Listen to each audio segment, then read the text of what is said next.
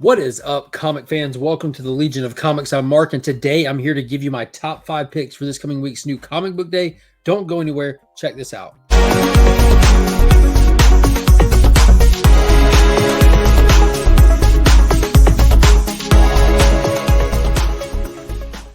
Today's video is sponsored by Big Time Collectibles. Be sure to check them out at their website and follow them on social media. Do not miss out on the amazing things they got going on. The link is in the description to all my videos, as well as the link to my good friend Justin over on Instagram. If you need anything cleaned or pressed, he is your guy.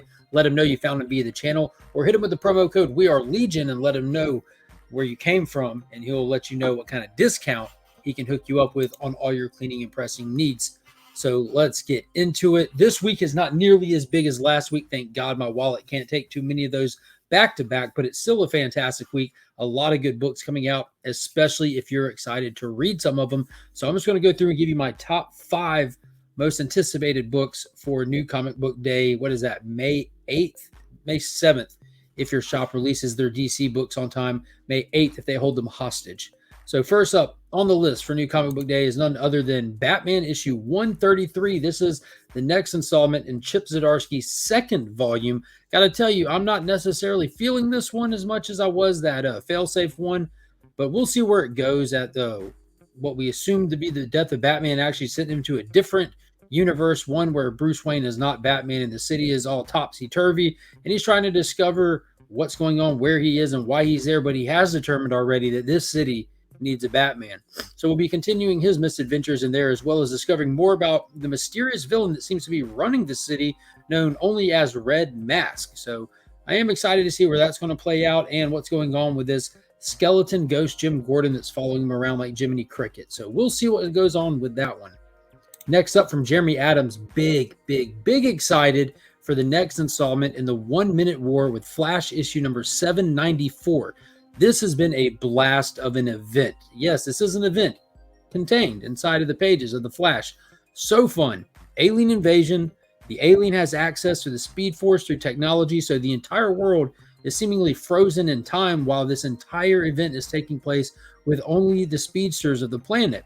The speedsters are down and out. They finally took the fight back to the Fraction and did a full-on onslaught. And they look like they're down and out yet again. It looks like it failed. It looks like some of them are under the gun, but this issue promises us that the ace in the hole, the wild card, none other than Irie West, is going to be coming into her own in this one. So she is the speedster that was waiting in the wings.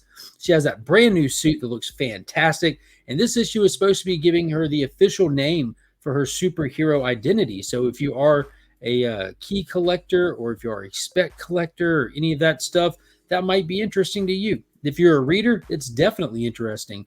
Nobody has handled the Flash family the way that Jeremy Adams has since he has taken over this title. It has moved quickly up to like the top 5 ongoing series on my pull list. And if you have missed out on the 1 Minute War, have no fear. They are releasing a collection starting this coming Tuesday as well. It's called The Flash 1 Minute War Start the Clock. And what this will be the first 3 issues, 790, 791, and 792, contained in one oversized book. So you can grab this, jump in, and enjoy one hell of a good time. Next up, one that's been hit or miss for me. I feel like it's just using that wow factor with the beautiful art and the edgelord of a story, but it's Batman and the Joker, Deadly Duo Part 5 from Mark Silvestri. This issue is supposed to be getting even more gruesome somehow. They go into the underworlds of Gotham to go discover more as Batman and Joker tag team their way through this mystery, and we're supposed to be getting the full reveal of the villain in this one, so I'm excited to see if it'll be an original character to this story or if they're going to pull something from Batman's history. This one is published under DC's Black Label imprint, which means they're probably going to go out on their own limb, probably do something new, which I'm excited for that. I think it's just too much Joker, man. Joker on Joker on Joker. The bad guys are Joker. He's teamed up with Joker. It's just, come on. Next up, here we are. We are there. Big excited. This is what I've been waiting for months. It's finally here. The Adventures of Superman John Kent. Tom Taylor is continuing his run on John Kent with this second volume under the brand new title Adventures of Superman, which, if you know, historically was an actual Superman title. So this is the second separate Superman title that John Kent is now helming. This will be a 6-issue limited series, And as you can tell from the cover, it says Road to Injustice. The synopsis for this one has me big excited. There are countless Supermen throughout the Omniverse, and it looks like they're all being killed systematically. So it's up to John Kent with the help of Calvin Ellis, another Superman. I believe it was Calvin Ellis that's coming comes to ask John Kent for help, and they fly off to go try to get to the bottom of this mystery. It promises us a crossover with the Injustice Superman, but even more importantly than that, at the face of it all, it looks like it could be Ultraman behind it. So Crime Syndicate, that's huge. Ultraman is not somebody to play with. He's a major league villain. He's just Superman from Earth 3, where all the heroes are villains and all the villains are heroes. He's one of my favorite villains when it comes to these big super-powered baddies. The entire Crime Syndicate is high on my list. They're always must-read material. So I'm big excited for this. It's got the Crime Syndicate. If you're an Injustice fan, it's got that going for you. Most importantly of all, they have been teasing this electric blue Superman for months, and they keep dangling it over our heads. They just keep holding it right out in front of us and they don't deliver it. So they better deliver it right off the bat with this. There's some great variants that has John going full electric blue. They've teased it for months, all the way back to his own ongoing in that first Superman run. So let's get it. It is time to get it here already. And I hope that it's not just one-off. If they one-off this, I'm going to be so pissed. It better last for a minute. Anyways, next and final book for the list for this week, Silver Surfer, Ghostlight, number 2. So that first one was well written. It was actually super boring, though.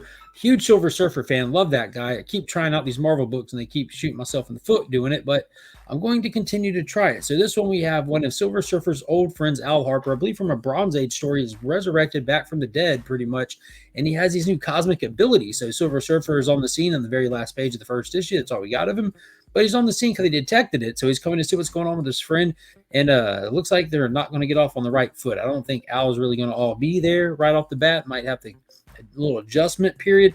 But the whole plot motive of this whole story, the whole device that they're using to tell it is from his like nieces and nephews, little kid angle, is just like, why, man? Why? Why are we spending 32 pages just trouncing around these little kids in their house just to get like a little bitty bit of story in that first issue? It super bummed me out. That Silver Surfer Rebirth they did not long ago was fantastic. I was hoping for another great Silver Surfer story, but the first one started off super rocky. And the artwork, I mean, you might as well just get a 2x4 and hit yourself in the nose with it. It's about just as enjoyable. But needless to say, if the story can land, the artwork is pretty irrelevant.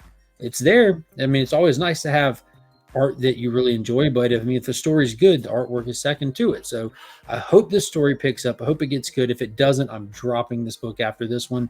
So I'm really excited to see if this one can make it or if it's going to break it.